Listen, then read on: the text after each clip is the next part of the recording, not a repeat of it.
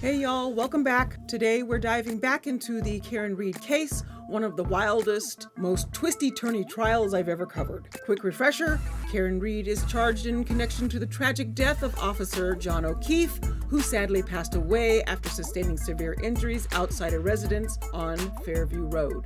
Prosecutors claim Karen struck him with her vehicle, but the defense argues this story is riddled with inconsistencies, accusing investigators of mishandling evidence and suggesting potential misconduct by witnesses. Y'all, it is messy, emotional, and as we've seen so far, packed full of twists. Okay, y'all, jumping straight into this hearing.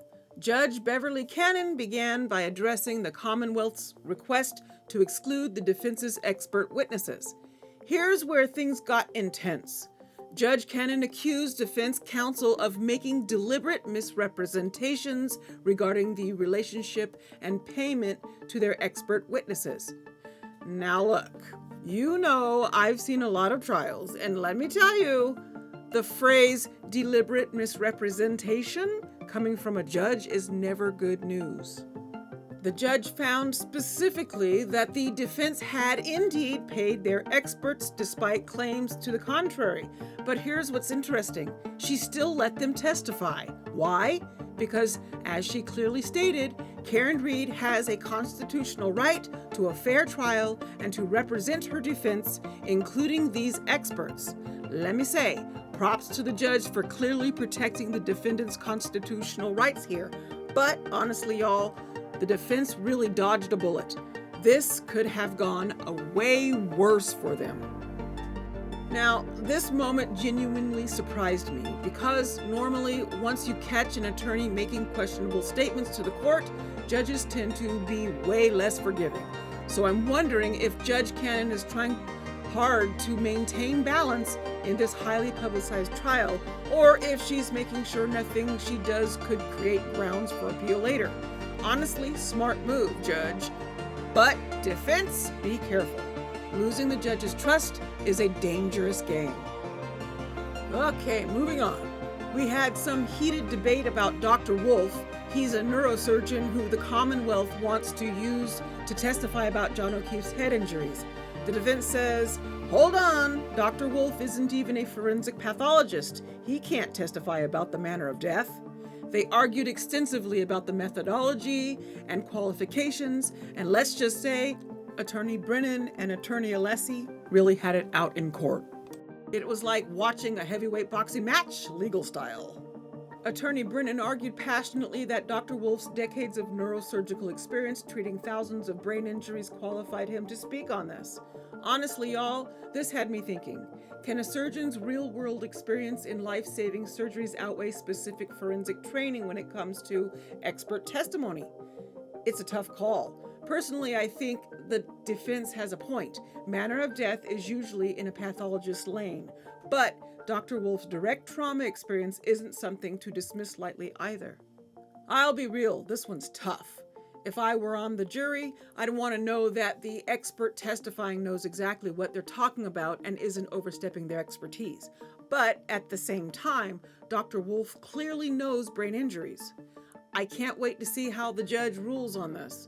I have a feeling she'll let him testify, but limit exactly what he can talk about. Smart compromise? Maybe. Next up, we have the alcohol evidence debate. Basically, the prosecution wants to use Karen's blood alcohol test from the hospital to indicate impairment.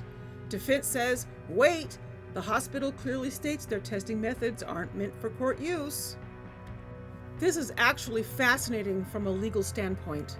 If the testing methods aren't court certified, can they still be used in a trial this serious? Attorney Brennan insisted the hospital was accredited, but Attorney Alessi wasn't having it, demanding specifics about exactly how they tested Karen's blood.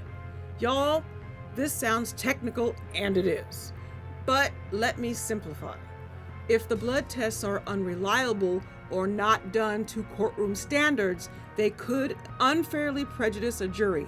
Big problem for prosecutors if this gets thrown out. As someone who covers trials regularly, this matters more than you might realize. Jurors often trust medical tests as objective facts, so the standards for admitting them in court have to be solid. Honestly, I think the defense raised some strong points here, and this issue could be a game changer for Karen's case. If these blood tests are tossed, it could heavily affect jurors' perceptions of her actions that night. Whew, what a day in court. Motions hearings are often overlooked by the media, but as you can see, they shape the entire trial. Decisions made here drastically impact which evidence jurors will eventually see or not. And it's especially true in Karen Read's trial. Each decision could tip the scales one way or another. Okay, so here's my quick takeaway on today's hearing. Defense took some serious hits from the judge's criticism, but won big in keeping their experts. Prosecution struggling on the blood alcohol evidence front, not telling yet how that'll pan out. And as always, emotions are running high on both sides, which makes this whole trial especially compelling. Let me just say, I appreciate y'all so much for joining me in following these legal journeys. True crime cases like this aren't just sensational. They're about real people, real families, and very real outcomes. I'm committed to keeping it real, giving you straight talk, and helping all of us understand the ins and outs of what goes on in these courtrooms.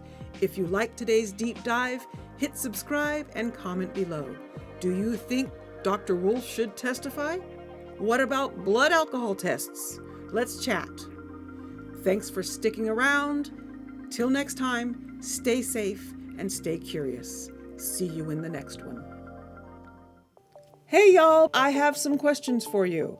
There are so many cases out there, ongoing trials, unsolved mysteries, missing persons cases, and older crimes that deserve more attention. And I want to know, what cases do you want to see me cover?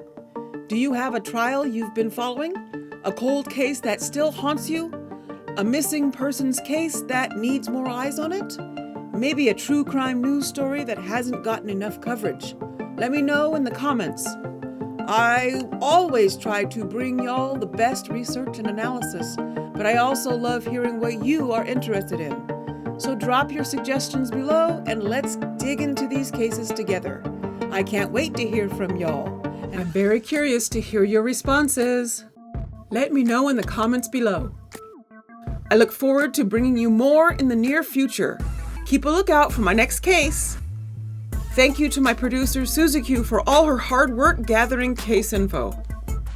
Don't forget to like, subscribe, and click the notification bell.